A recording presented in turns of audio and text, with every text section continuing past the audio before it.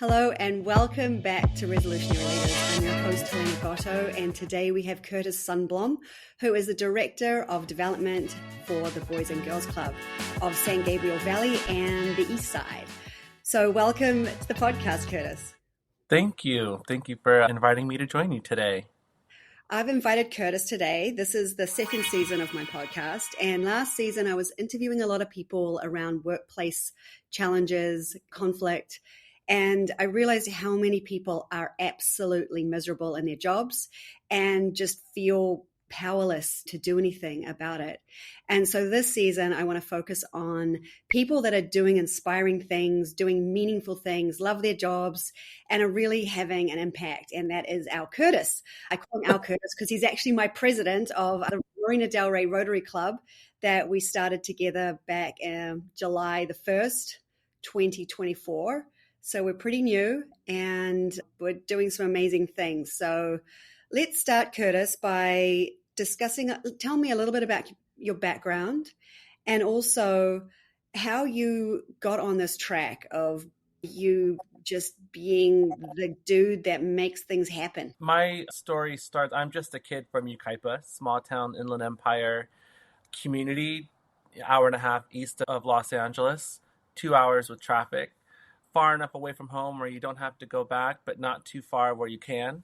So it's been an incredible journey. And I went to Cal State San Bernardino, where I earned my degree in public relations. I jumped into a corporate career with Enterprise Rent-A-Car, managed stores all across the Inland Empire, the high desert, low desert, spent almost 7 years there climbing the corporate ladder, realizing I just wasn't really fulfilled. Through that experience and working with Enterprise, I was actually a board member for the Boys and Girls Clubs of the West San Gabriel Valley and East Side.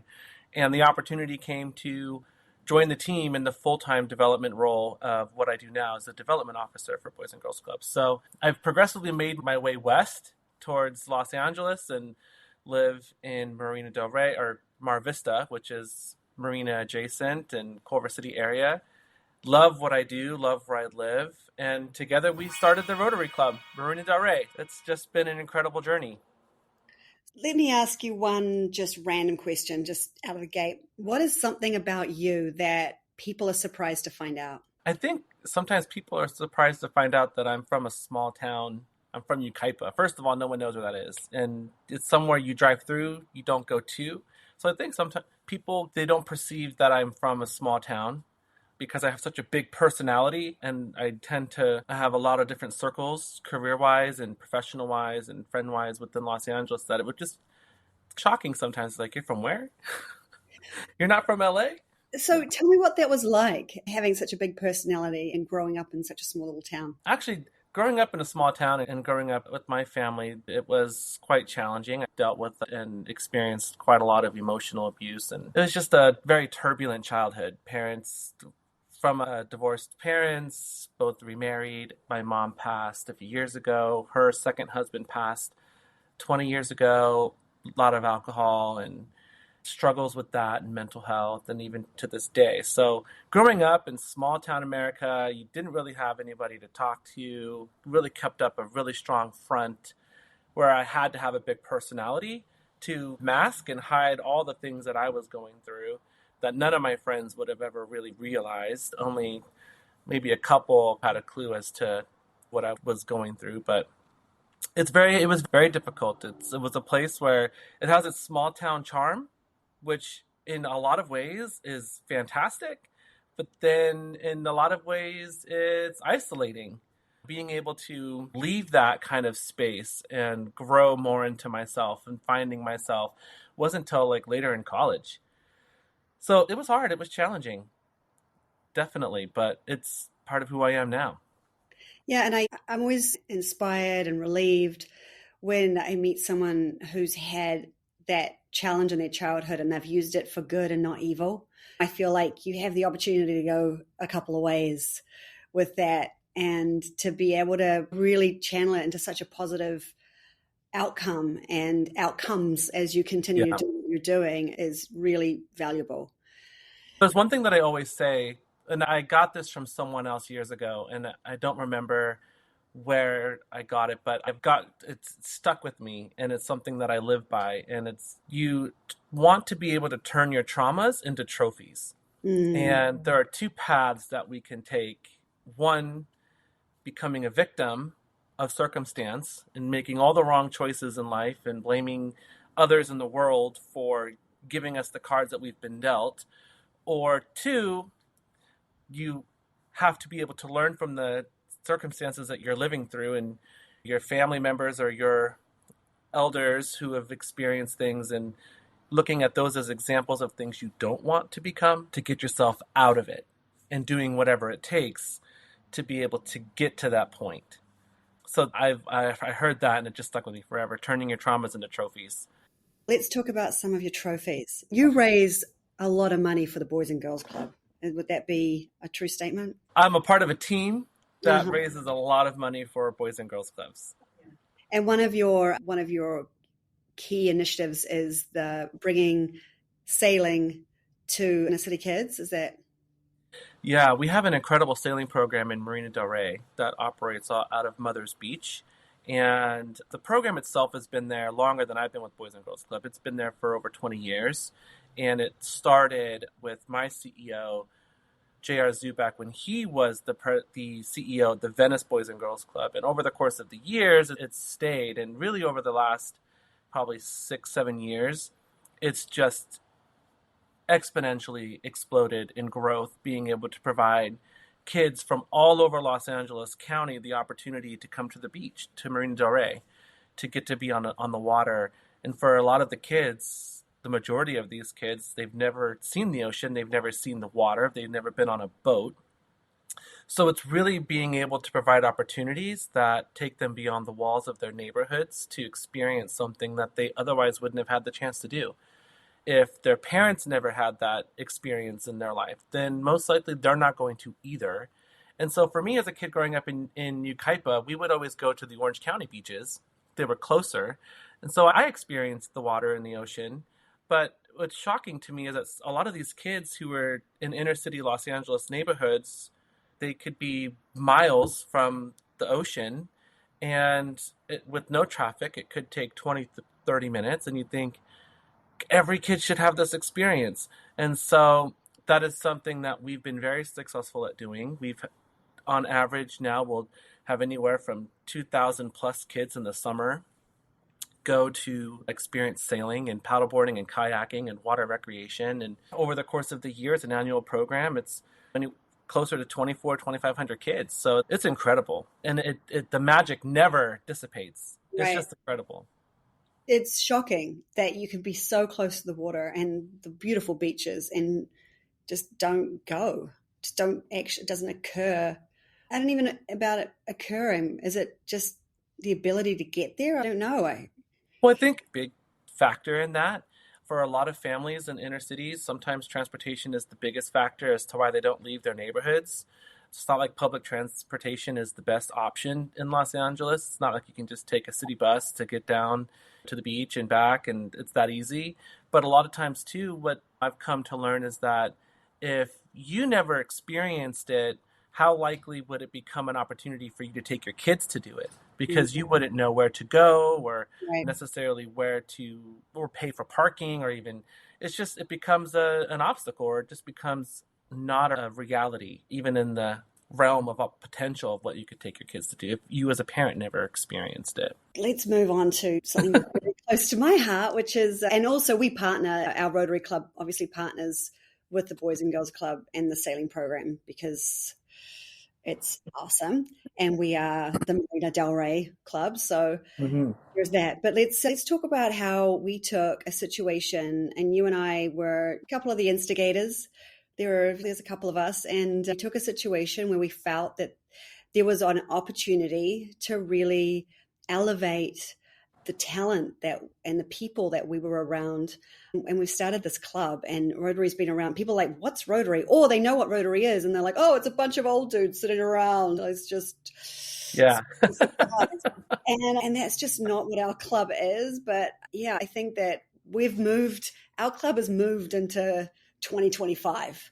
and we have amazing diversity. We're focused on the issues of the moment. We just had the most incredible response Yeah. to fires. But we picked you as the president, right? We were like, okay, Kurtis has got the energy. I got too many kids to be doing this. We don't want Peter to be the face of this because he's an old dude. Yeah. And we were all very open about it. But I can't imagine having done what we've done without you being at the helm and your vision as a leader. So I just want to dive into that a little bit, because I think as humble and everything as you are, I think you have a lot of value to give people listening of how you inspire people and do what we've done. First of all, thank you. I love the compliments. You're right. I am a bit humble. And I think when you were talking about how the club looks now in 2025, I think Rotary needs to, and it is in a lot of ways, but the way that our club looks and feels and operates and the culture that we've created needs to become Rotary in 26 and 27, because there are a lot of young professionals, even senior professionals, retirees, who are all looking for ways to give back and grow and learn from each other, that there's just a lot of untapped potential. And when you give people the opportunity to take charge of their own position, whether they're a director or a committee member or just a member, if you feel empowered to want to do your best and be your best, then you're going to be successful. And as a leader, you have to be willing to give people the opportunity to fail in order to learn and succeed. And one of the things that the only thing that I wanted out of our first year was for every member to feel like they had fun. Because one, typically we're a volunteer organization. And I actually don't like being called a volunteer organization, because we are all stakeholders. We do pay dues, and we all have an investment of our time and energy into what we are creating. So everyone has an equal share to the organization that we're creating. And so I feel not only do we need to have fun, but there needs to be an ROI. And the ROI is a two-way street. The organization deserves to have your best, and you deserve to have the best of the organization. And I think when you frame that, when you model that framework, it really is a recipe for success. It doesn't matter if you have 10 members or 100 members. We're almost double in size, and we're not even done with our first year.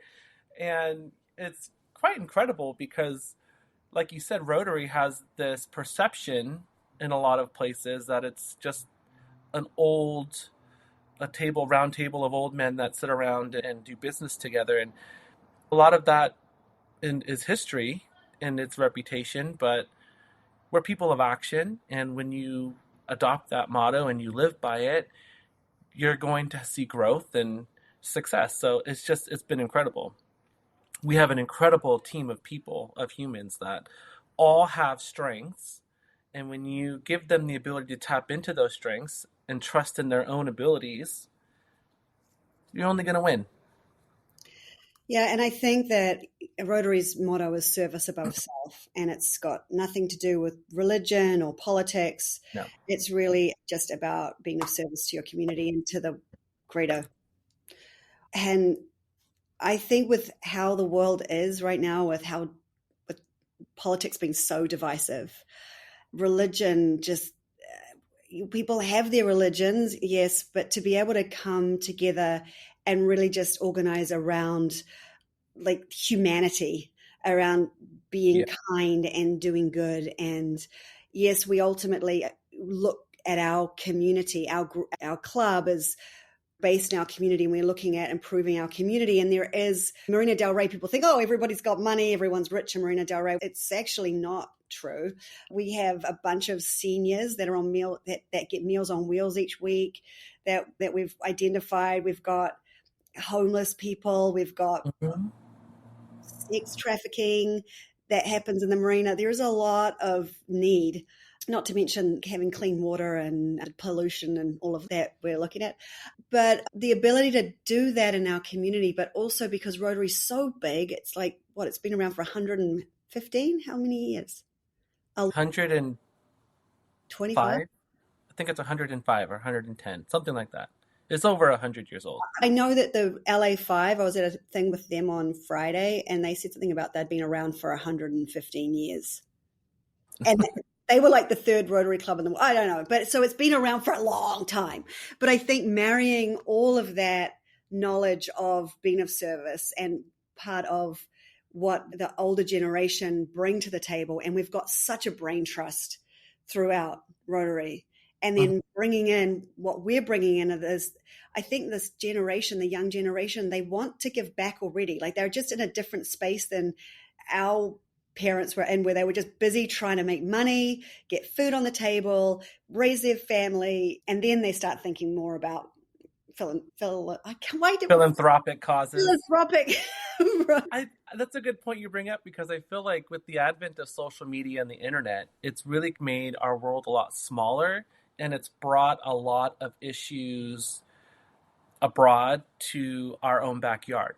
And I remember when I was in college, I wanted to join the Peace Corps. And that was probably the only way that, I'm sure there are a lot of other ways, but in my lived experience in college, I thought that was the only way that I could then go give back, because I wasn't a part of Rotary. I wasn't a part of a service organization, because it didn't cater to generation and college generation like myself. So I felt, okay, maybe it's only the Peace Corps. And you only were aware of things happening if you did research or you read specific international media organizations or broadcasts and whatnot. But I think with the advent of social media, it's really brought everything so much more intimately into our circles at home, which has created an opportunity for younger generations to see what's really going on, to want to get involved. And so I think when you live that motto, service above self, you think, how can I be of best service to my community, locally and abroad, which hopefully will create a better world for the rest of us to live in. Because our parents and our older generations, grandparents, they're really going to be more, at that point, I would imagine they probably were more concerned with their own neighborhoods, our own Little League fields, or our own whatever situations in our backyard, because it really impacted us on a daily life. And also they were having children so much earlier. When they were 21, 22, 23, I wasn't even thinking like that. So you've got 10 years, really, people are having, young professionals focus more about having children in their early 30s. So you've got this 10-year window of all of that energy that it takes to raise a family. Now that's going into their careers and the ability to... Yeah. And I think, a lot of that, there's a lot of factors that explain that. More and more women who are becoming more career driven, who are choosing to start families later in life. The cost of living is just exponentially more expensive for my generation, younger generations than myself, to ever even consider buying a home, let alone a studio apartment or condo. Right. You look at that and you think, younger generations can't afford to start a family. So it's pushed that back by quite a lot.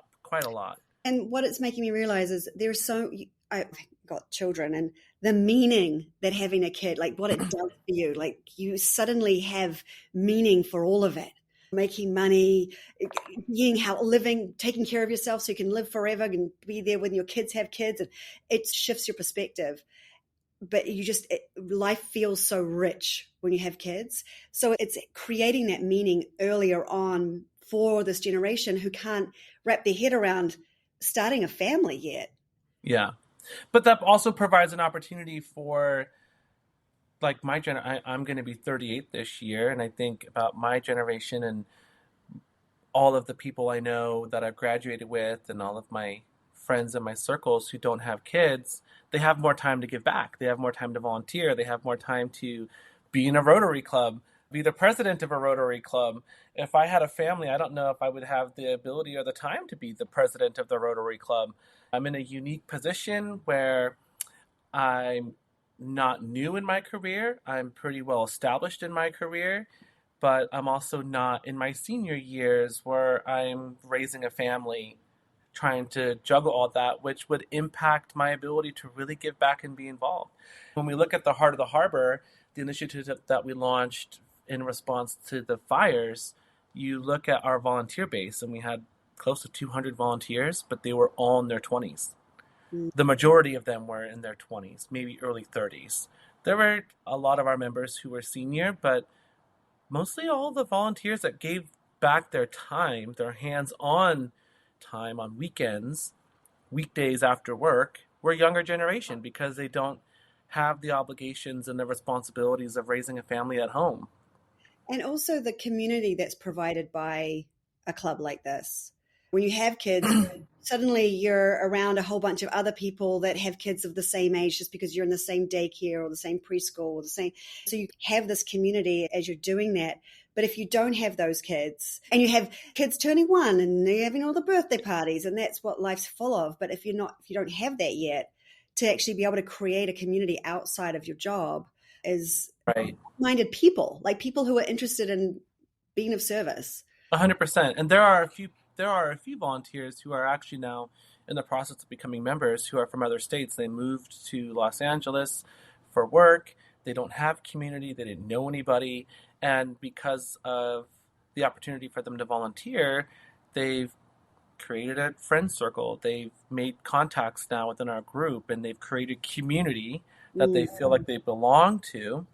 So now it opens an opportunity for them to feel like they are creating a home, right, in the community that they live in now, in the Marina or even adjacent to the Marina. And also an opportunity for them to grow professionally because you get to network with like-minded people who are all here to become humanitarians in some way, in whatever capacity that means for them. But they get to network and connect with these professionals, and it could change the trajectory of their life because they can get an opportunity to partner in something, in a project or whatever it could be, and it could just completely change everything for them. Yeah, it's really totally changing the face of what we know Rotary to have been.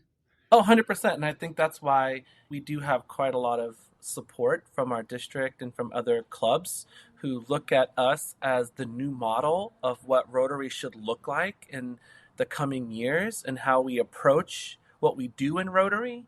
We don't have the traditional approach necessarily. There are a lot of things that we do that are iconic to Rotary that you're going to see at any club, but in the way that we approach our service work and our collaboration, it's much different and it's fun. People want to come for fun. So it's quite unique. I'm loving it. And I am just so grateful for you and your vision and your ability to just focus on what's important, not get in the weeds. I think that's been really helpful. So where do you see us? So you've only got a few more months of your presidency. Shocking. Where do you see us this time next year? That's a good question because I didn't see us where we are now a year ago. I know. We started this thinking we'd all bring in our own packed lunch and there'd just be 20 of us, and now there's nearly 40 of us. I think the way that I see it is if we don't put expectations of what we think we want to see, two things will happen. One, we don't set ourselves up for disappointment. And two, we allow ourselves to respond to whatever the need is. What do I mean by that? It seems like in this last decade, there's just been one crisis after another that dictates how we operate, how we think, how our society moves forward. And if we restrict ourselves to what we think we want it to be this time next year, we could close the door to opportunities for us to be responsive to whatever could happen. And when we look at the fires, I look back to that and I think as soon as it happened, within 48 hours, we rallied and we called a board meeting together and I said, we're launching an emergency relief task force and any member who wants to be a part of that so we can figure out what to do to help, join us. Within 48 hours, every single member joined that call. Yeah. And the rest is history. It's just been, we look at the numbers on that, it's incredible. We're considered to be one of the largest West Side relief center organizations on the west side of LA that were in response to everything. We had over £500,000 of in donations and in-kind materials and non-perishable food and clothing and 80,000 pounds of water and over 80 trucks, 26-foot U-Haul trucks and flatbeds of deliveries all over the county, from the Palisades to the Eaton fires in Altadena. And you think of like, how can an organization like ours manage to do all that? Right. It's because you respond to the crisis at hand and you just say yes, you figure out how, and you execute. And, what I recognized early on was that I had members asking and calling, and I thought, all of our members all want to do something. Why not harness this energy and really make something impactful? Because everyone would have done something on their own, and it still would have been great, and everyone would have felt accomplished, and we would have supported everyone in their own endeavors. But instead, why not grab the bull by the horns? Don't have it all figured out, but guess what? You don't have to. All you have to do is trust in each other to move forward, figure it out, and make it happen. And the rest is history. There's a lot of value in the being nimble like that and not being stuck in your way, in the way of doing things. Yeah. And then there's also the other hand of not having the processes and not having those things in place that you're trying to work out. What do we need? What do we not know? What do we need to do? It can be tricky. It's not always popular to say yes, figure out how and execute. Yeah. Because everyone has a different way that they prefer to operate and manage a process. And being mindful of that, I've had to really learn how to slow down the yes process a little bit, but not saying yes either. It's like funneling the yes into a process. Like yes, and then say yes and delegate the process to those who are process oriented. You guys work it out. You work it out and let me know how it goes. I feel like there's something really important there of being able to keep that nimble yes culture that we have, but also and make sure we don't get stuck in process. I think because you don't want to create bureaucracy. Because the moment you create bureaucracy, the moment it will start to go downhill. Because people won't rally to the call. And I think as long as you can keep the trust amongst your membership that you as a leader, you know what you're doing. Or at least you're confident enough to figure it out because you're able to tap into the strengths of your team. It's not just because of me, it's because we have an incredible board. Every member brings a strength that we had to tap into. And being able to identify what that is challenging when you work with a very dynamic group of people who all have a different idea of what you should do as president and what they would do if they were president. But you have to still harness that, knowing you're going to ruffle feathers. But as long as you come out of it at the end, the feathers are still intact. And people will learn to adapt a little bit. And it's been a learning process, I think, for all of us on the board and this, as an organization, because for being 8 months old, we don't have a history to lean on for what we've done in the past. All of us have experienced what we went through during the pandemic and how, as an organization of Boys and Girls Clubs, how we had to pivot, stay relevant with the services that we're providing, as a lot of nonprofits were failing across the county and across the country. And we're thriving because you can pivot and you can move by staying nimble. And by being able to stay like that is important because look what happened now with this crisis. And God forbid something happen in the future. But let's be real, something will happen.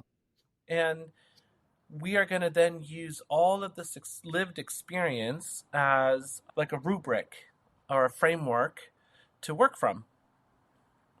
And I think as long as you're able to stay focused and you execute on the things that you say you're going to do, and you tap into the strengths of the people that are around you to make it happen, you're going to be fine. And as long as people can rally to that and feel confident that's going to happen, you're going to be fine. Yeah. But it takes communication, it takes understanding, it takes flexibility, and that's hard sometimes.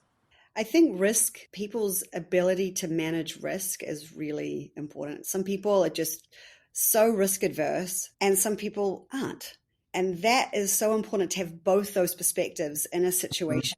So you've got someone telling you what all those risks are because that's not your nature to look at all the risks. But then you've got that ability to work out how to get through those. That doesn't paralyze you. Correct. Risk doesn't paralyze you. I think in our experience with the board has been us with those two different perspectives of trying to, you and I are both we're not risk adverse. We're like, we'll work this out. We'll be fine. We'll work it out. It's going to work out. Right. And then we have other people on the board who are very much, I need process, I need structure. Both perspectives are so important. And you have to have both of those to be able to be successful. Yeah. Because if you don't have both of those perspectives, that yes mentality can very quickly spiral out of control and put everything at risk. And the one thing that you always have to be mindful of is what you're saying yes to will jeopardize the organization. And as long as you're never putting the organization in a place where you're jeopardizing anything, it's okay to take risk and even fail. There's nothing wrong with that as long as a leader, you can own it, learn from it, and not make the same mistake again. But being able to lean in on your process-oriented folks who need that, like you said, they need that structure, they need that process, they need to mitigate risk at any turn. Is every T crossed and every I dotted? Is the grammar correct? You need that because that's what's going to keep it buttoned up and moving forward. But without the person that's willing to say yes and take the risk and look at the opportunity and grab the bull by the horns, sometimes your process risk-oriented people might see it not taking that opportunity. They might not seize that opportunity, and they probably won't seize that opportunity because they won't think we don't have the capacity. You're not going to have the capacity unless you really try to grow into it when it comes to disagreements. And I love having disagreements because it's healthy, right? For a board and for members to challenge one another, it's healthy and it's necessary. You need to have that because it challenges your way of thinking. If no one challenges your way of thinking, your confidence might turn into cockiness, and that could be damaging to an organization. I was going to say, and the more conflict, the more you disagree and then work your way to the other side of that disagreement and find a mutually agreeable outcome, the stronger the trust is. Yes. You just feel a level of safety that, hey, we can get through this. The next time something comes up, it doesn't feel so scary because you've been there, you got through it, and you were fine. And I think that's the process that we've been going through as a board, because there's been the fire. We were already going fast, and then the fires happened, and we went light speed, making decisions and doing things. Yeah. And I think our ability to miss that piece of communication, then come back around and have that communication is allowing us to build the trust and getting us to a really strong place. I agree. And it's not for the weak-hearted. No, the faint of heart. No, I think taking a leadership role is definitely not for someone looking to sit on cruise control. Or someone who wants to please everybody, who needs to be liked by everybody. Right. Although you are, but still. You're not always, what I think is it's okay. I want to be liked by everybody, but I don't need my decisions to be liked by everybody. Right. What do I mean by that? As a person, as a coworker, as a colleague, as a fellow Rotarian, I always want to like and love those that I'm around. Mm-hmm. I don't have to agree with your decision or your argument, but I can agree to disagree. And that's where, yeah, you're right. Like not everyone has to like you, but I would hope that they would like me. They don't have to like maybe a decision, but that doesn't hinder us from liking one another and having respect and wanting to work together. Yes, it's a fine line of the need to be liked, influencing the decisions you make, and being okay with the risk of people not liking you because you believe in the decision you're making. Like you're going to be like, I just feel like you're not afraid to make an unpopular decision Right. Like, you're afraid that as much as you want people to like you, you are very likable. People do like you, but that doesn't influence your ability to make a difficult decision. Because if you're making a decision and you're making it from a place where it's coming from an authentic and genuine care for the organization, and it's coming from a good place with good intention, then you're going to be fine. It's when you start getting in the gray areas of making decisions that could be for your own benefit, or things where it's just questionable, like, why would you do that? It should never be like that. Even making hard decisions that aren't popular, if you make it for the betterment of the organization, or you're making the decision coming from a good place with good intent, then you're generally going to be fine. Yeah, and it's the foundation of conflict resolution. It's like, where's our common ground? What can we all agree on? And we can all agree that we want what's best for the organization. Right. And so, yeah. And I think it's also important too, as the president, I value everyone's opinion equally, whether they're a board member or not a board member, or even just a volunteer. But specifically as members, like I said earlier, we all pay dues and we all have an earned stake in this investment in this organization. So everyone's opinion matters. And as the president, sometimes you don't like you're not going to feedback that you're getting, but it's equally as important as the good feedback. Because if you're a paid member and you don't feel like I'm listening to you or that your voice is heard, you're not going to stay a member. Our organization will only survive and thrive with membership. Otherwise, we won't have an organization. Our members are the most important asset that we have. And as long as they are always put first, that's all that matters. With that, I thank those of you that are still with us, 42 minutes in. Thank you so much for just, I want to say, shooting with me. It was good to kind of just for me to nut a couple of those things out in my head. I'm excited for the future. I'm nervous. I'm full of anticipation. I'm eager. There's all kinds of emotions that come through when you think about the countdown. The countdown clock is on. And, what next? I become immediate past president. I'm still on the board. I'm still going to be a member for life. No matter what, that's when you hand the torch over and you trust in your fellow Rotarians who are equally, if not more, incredible than yourself. So, thanks, Kurtis. Thank you. Yeah, have a great afternoon. You too.